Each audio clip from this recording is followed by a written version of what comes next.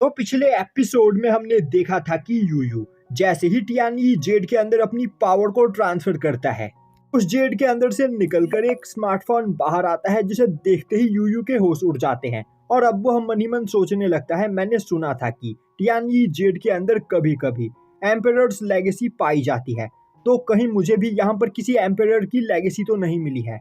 अब मुझे इस टियानी जेड को यहाँ पर और भी ज्यादा संभाल कर रखना होगा। तभी लुई यूयू को ढूंढते हुए उस जगह पर आती है और अब वह यूयू को बताती है कि जल्द ही यहाँ पर ट्रायल ग्राउंड कंपटीशन स्टार्ट होने वाला है, तो क्या वह इस साल भी इस कंपटीशन में पार्टिसिपेट करने के लिए जाएगा। अब यह सुनते ही यूयू वहाँ पर काफी ज्यादा हैरान हो जाता है और सोचने लगता है, ट्रायल ग्राउंड कंपटीशन हर 3 साल में एक बार हमारे इस कॉन्टिनेंट के ऊपर होता है, जिसमें पार्टिसिपेट करके सभी यंग कल्टीवेटर्स अपने टैलेंट को टेस्ट करते हैं। और आज से 3 साल पहले जब यह ट्रायल कंपटीशन यहाँ पर हुआ था, तब ब्रदर लुचेंग के पास उनकी कल्टीवेशन नहीं थी, जिस वजह से वह इस कंपटीशन में पार्टिसिपेट नहीं कर पाए थे। पर इस बार ब्रदर लुचेंग यहाँ पर अब एक कल्टीवेटर बन चुके हैं, तो वह जरूर इस कंपटीशन में पार्टिसिपेट करेंगे।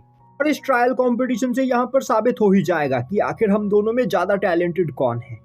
यह सोचते हुए वह खुशी से चिल्लाते हुए बोलता है, मैं इस कंपटीशन में पार्टिसिपेट करने के लिए जरूर चलूंगा। यह सुनते ही लुई बोलती है, तो फिर ठीक है, हम कल सुबह कंपटीशन ग्राउंड की ओर निकलेंगे। और यह बोलते हुए वह वहां से चली जाती है।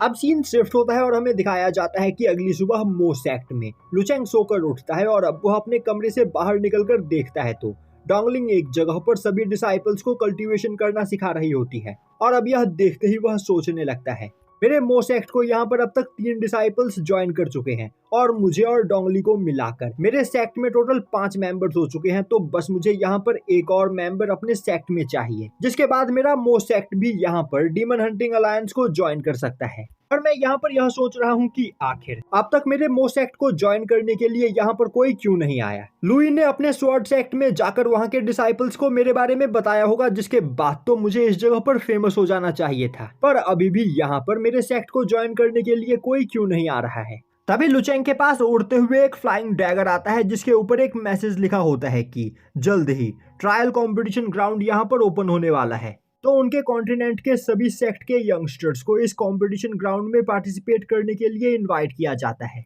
यह सुनते ही लुचेंग काफी ज्यादा खुश हो जाता है और अब उसे याद आता है कि आज से 3 साल पहले जब यह ट्रायल ग्राउंड ओपन हुआ था, तो वह किस तरह इसमें पार्टिसिपेट करने के लिए गया था, पर तब वह एक कल्टीवेटर नहीं हुआ करता था और उसके पास कल्टीवेशन नहीं थी, जिस वजह से वहां से उसे बेइज्जत करके निकाल दिया गया था। पर अब वह यहाँ पर एक कल्टीवेटर बन चुका है और तो और अब उसकी कल्टीवेशन सेकंड ट्रायलम के 3rd लेवल की है, तो इस बार उसे ट्रायल ग्राउंड में पार्टिसिपेट करने से कोई भी नहीं रोक पाएगा। और अब लुचेंग डोंगली के पास आकर उसे इस मैसेज के बारे में बताता है और उसे भी उस ट्रायल ग्राउंड में पार्टिसिपेट करने के लिए अपने साथ चलने के लिए बोलने लगता है, जो सुनते ही डोंगलिन वहां पर घबरा जाती है, क्योंकि आज तक वह सभी लोगों से अपनी रियल कल्टीवेशन को छिपाती चली आ रही है।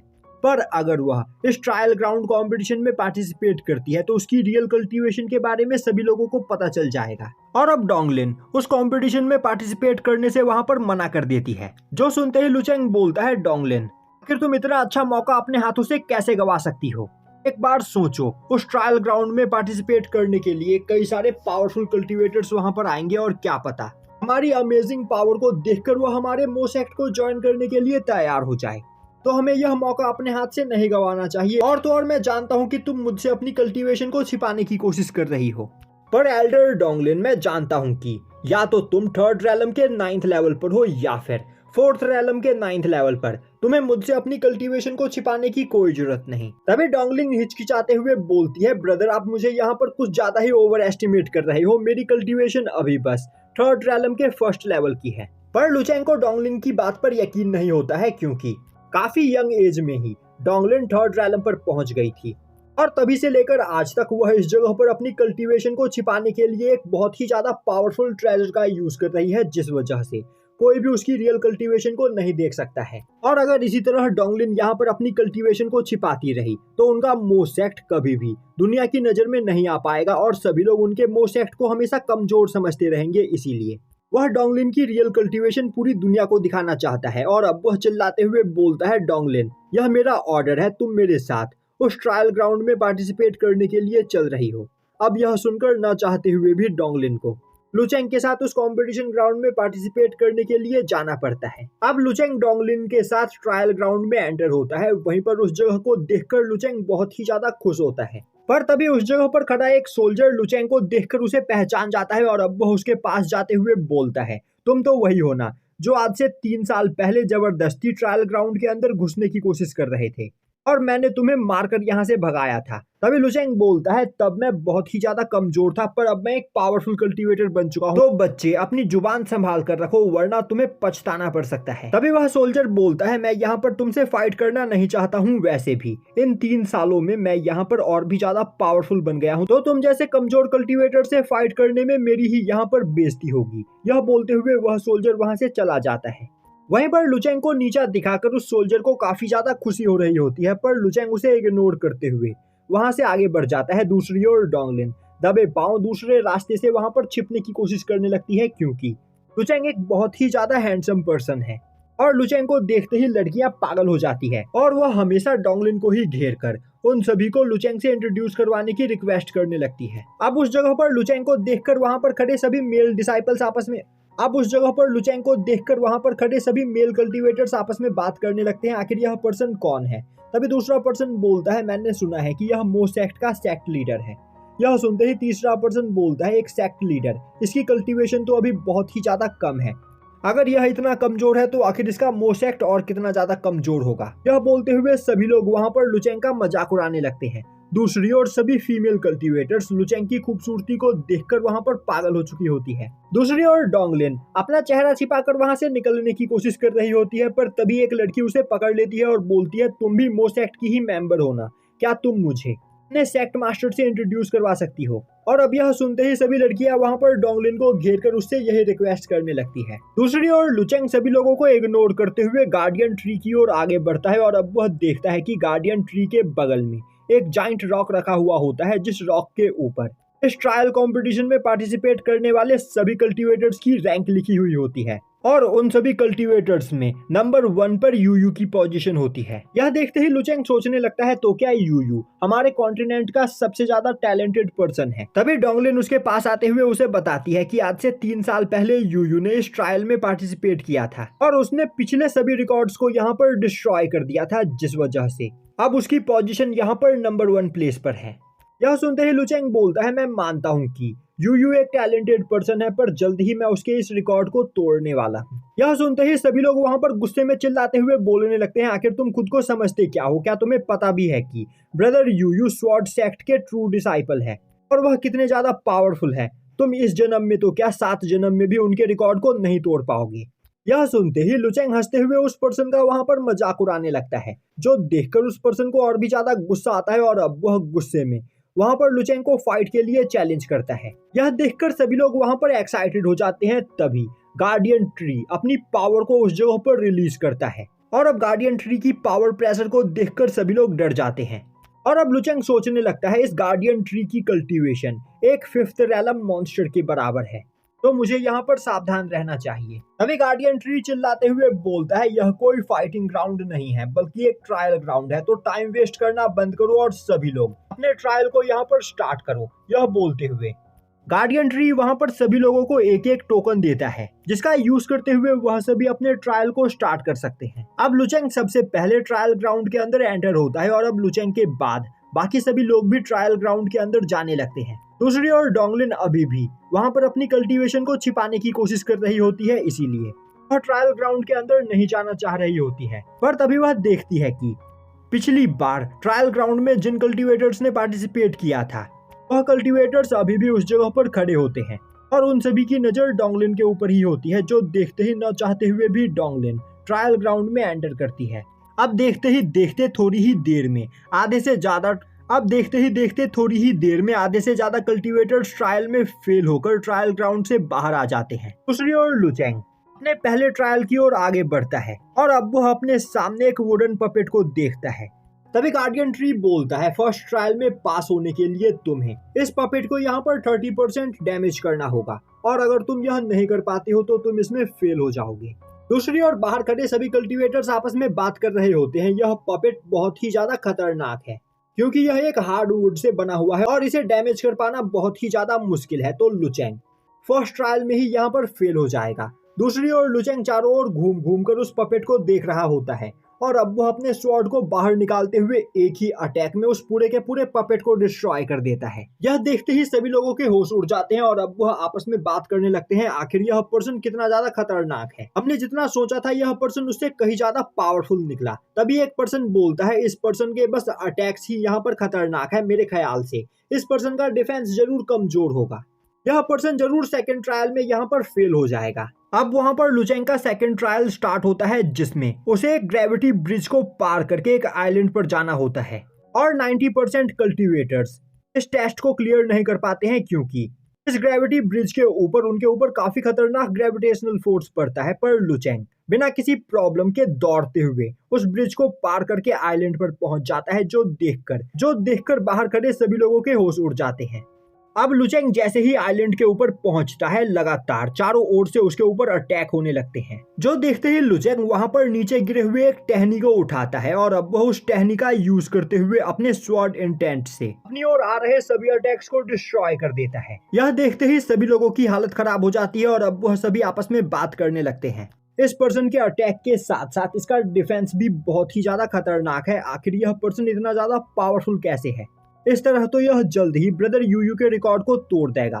तभी एक पर्सन बोलता है, थर्ड ट्रायल अभी यहाँ पर बाकी है और थर्ड ट्रायल को कंप्लीट करने में ब्रदर यूयू को भी स्ट्रगल करना पड़ा था, तो मुझे नहीं लगता है कि लुचेंग कभी थर्ड ट्रायल को पास कर पाएगा। दूसरी ओर लुचेंग थर्ड ट्रायल को कंप्लीट करने के लिए आगे बढ़ता है जिसमें उसे एक लेक को पार करके लेक के दूसरे साइड मौजूद स्टैचू के पास पहुंचना होता है। अब लुचेंग उड़कर लेक को पार करने की कोशिश करता है पर वह नोटिस करता है कि वह उस जगह पर उड़ नहीं सकता है।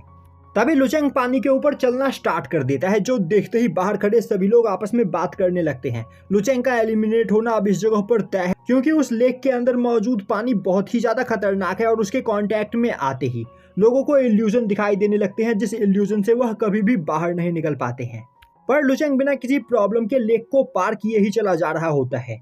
पर जैसे ही लुचेंग बीच तालाब में पहुंचता है उसे दिखाई देने लगता है कि तालाब ने उसके आगे जाने के लिए रास्ता अपने आप ही क्लियर कर दिया है, जो देखकर वह और भी ज्यादा खुश होता है और अब वह उस लेक के बाहर निकलने ही वाला होता है कि तभी वह सभी पानी लुचेंग को अपनी ओर खींचते हुए उसे तालाब के अंदर डुबाने लगता है, जो देखते ही लुचेंग काफी ज्यादा डर जाता है और अब वह तालाब के अंदर सफोकेट होने लगता है और अब उसे समझ में नहीं आ रहा होता है कि आखिर इस जगह पर क्या चल रहा है। पर तभी वह सेंस करता है कि तालाब के दूसरे साइड जो स्टैचू मौजूद होता है उस स्टैचू के अंदर से काफी खतरनाक स्वॉर्ड इंटेंट रिलीज हो रहा होता है, जिसके प्रेशर से वह उस जगह पर सफोकेट हो रहा होता है। और अब यह देखते ही वह उन सभी स्वॉर्ड इंटेंट के प्रेशर को वहां पर कॉम्प्रीहेंड करने लगता है, जिससे वह जिस इल्यूजन के अंदर फंसा हुआ होता है वह इल्यूजन अपने आप ही वहां पर डिस्ट्रॉय हो जाता है। साथ ही साथ लुचेंग को वहां पर एनलाइटमेंट की प्राप्ति होती है, जिससे उसके स्वॉर्ड इंटेंट की नॉलेज वहां पर और भी ज्यादा इंक्रीज हो जाती है और अब लुचेंग उस स्टैचू के पास पहुंचने में कामयाब हो जाता है, जिससे उसका थर्ड ट्रायल भी वहां पर कंप्लीट हो जाता है। तभी उस जगह पर एक पोर्टल बनता है और अब लुचेंग उस पोर्टल के रास्ते सीधा एक डंजन में जा पहुंचता है। अब यह देखते ही बाहर खड़े सभी लोग आपस में बात करने लगते हैं, आखिर यह पर्सन इतनी आसानी से इल्यूजन से बाहर कैसे निकल सकता है। पिछली बार हमने अच्छे से देखा था इस तालाब का पानी इतना ज्यादा खतरनाक है कि इसके इल्यूजन में फंसने के बाद ब्रदर यूयू भी अजीबोगरीब हरकतें करने लगे थे, पर इस पर्सन ने इतनी आसानी से इस इल्यूजन को डिस्ट्रॉय कैसे कर दिया। दूसरी ओर लुचेंग चलते चलते डंजन में मौजूद एक बड़े से हॉल में आ पहुंचता है और अब वह अपने सामने एक शीशा देखकर डर जाता है और बोलने लगता है, आखिर मेरे सामने यह हैंडसम पर्सन कौन खड़ा है। सबसे पहले मैंने इतना हैंडसम पर्सन कभी नहीं देखा। ओ, यह तो मैं ही हूँ। मेरी खूबसूरती का यहाँ पर कोई भी जवाब नहीं। तभी गार्डियन ट्री लुचेंग को बताता है कि जल्द ही यहाँ पर फोर्थ ट्रायल स्टार्ट होने वाला है, तो लुचेंग इसके लिए तैयार हो जाए। और अब अचानक से उस शीशे के अंदर से निकलकर लुचेंग का रिफ्लेक्शन बाहर आता है और अब वह लुचेंग के बिल्कुल पास आकर खड़ा हो जाता है। तभी गार्डियन ट्री लुचेंग से बोलता है कि इस फोर्थ ट्रायल को पार करने के लिए लुचेंग को खुद को सरपास करना होगा और खुद से फाइट में जीतने के बाद ही वह इस ट्रायल को कंप्लीट कर सकता है। अब अपने रिफ्लेक्शन को अपने इतने ज्यादा करीब देखकर लुचेंग बोलता है, मैं मानता हूँ कि मैं बहुत ही ज्यादा हैंडसम हूँ, पर इसका यह मतलब नहीं कि तुम मुझे किस ही कर लो। मैं चाहता हूँ कि तुम थोड़ा दूर हटकर मुझसे खड़े हो। यह सुनते ही लुचेंग का रिफ्लेक्शन पीछे हटता है और अब वह अचानक से लुचेंग के ऊपर अटैक करने लगता है, पर लुचेंग उसके सभी अटैक्स को वहां पर ब्लॉक कर लेता है।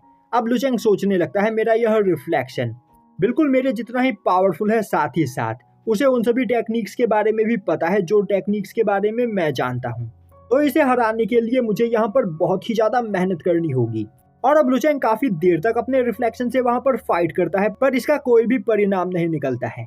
अब लुचेंग सोचने लगता है, मैंने जितना सोचा था अपने रिफ्लेक्शन को हरा पाना उससे कहीं ज्यादा मुश्किल काम है, तो आखिर अब मुझे क्या करना चाहिए। दूसरी ओर ट्रायल ग्राउंड से बाहर खड़े लोग भी अब अंदर चल रही चीजों को नहीं देख पाते हैं, क्योंकि आज तक कोई भी थर्ड ट्रायल को पार करके फोर्थ ट्रायल देने के लिए आगे नहीं जा पाया है, और लुचेंग फोर्थ ट्रायल का सामना करने वाला पहला पर्सन है। दूसरी ओर लुचेंग का रिफ्लेक्शन उससे बोलने लगता है, लुचेंग तुम एक यूजलेस ट्रैश हो, तुम कमजोर हो, तुम्हारी ही वजह से आज के टाइम पर मोसेक्ट की यह हालत है। सच कहूँ तो तुम पनौती हो, तुम्हारी ही वजह से तुम्हारे मॉम डैड मारे गए, क्योंकि तुम टाइम रहते उस जगह पर पहुंचकर उन्हें नहीं बचा पाए। अगर तुम पावरफुल होते तो मोसेक्ट कभी भी डिस्ट्रॉय नहीं होता। तुम एक यूजलेस ट्रैश हो जिसे अपने अलावा किसी की भी फिक्र नहीं है, तो तुम्हें यहाँ पर जिंदा रहने का कोई हक नहीं। तुम्हें मर जाना चाहिए तो अपने स्वॉर्ड को उठाओ और खुद को ही यहाँ पर मार लो। अब रिफ्लेक्शन की बातों को सुनकर लुचेंग काफी ज्यादा डिप्रेस हो जाता है और अब वो अपने स्वॉर्ड को उठाते हुए खुद को मारने के लिए तैयार हो जाता है, जो देखकर लुचेंग का रिफ्लेक्शन काफी ज्यादा खुश होने लगता है। पर अचानक से लुचेंग अपने रिफ्लेक्शन के ही ऊपर अटैक करते हुए उसे मार देता है, और अब वह बोलता है, बेवकूफ, क्या तुम्हें सच में लग रहा था कि तुम मुझे इस तरह मैनिपुलेट कर सकते हो? मैंने अपनी पिछली लाइफ में इससे भी ज्यादा बड़ी जिल्लतों का सामना किया है, तो तुम्हारी इन बातों का मुझ पर कोई भी असर नहीं होने वाला है। और यहीं पर यह एपिसोड खत्म हो जाता है। और गाइस, वीडियो को खत्म करने से पहले मैं आप सभी लोगों को बताना चाहता हूँ कि स्टूडियो ने इस सीरीज के टोटल 40 एपिसोड तय किए थे, पर उनकी वीडियो पर अच्छा रिस्पॉन्स नहीं आ रहा है, जिस वजह से स्टूडियो ने इस सीरीज को होल्ड पर डाल दिया है। तो अब इस सीरीज के आगे के एपिसोड कब आएंगे इस बारे में मुझे कोई भी आइडिया नहीं है, पर जैसे ही इस सीरीज के आगे के एपिसोड्स आते हैं मैं जल्द से जल्द उन्हें अपलोड करने की कोशिश करूंगा।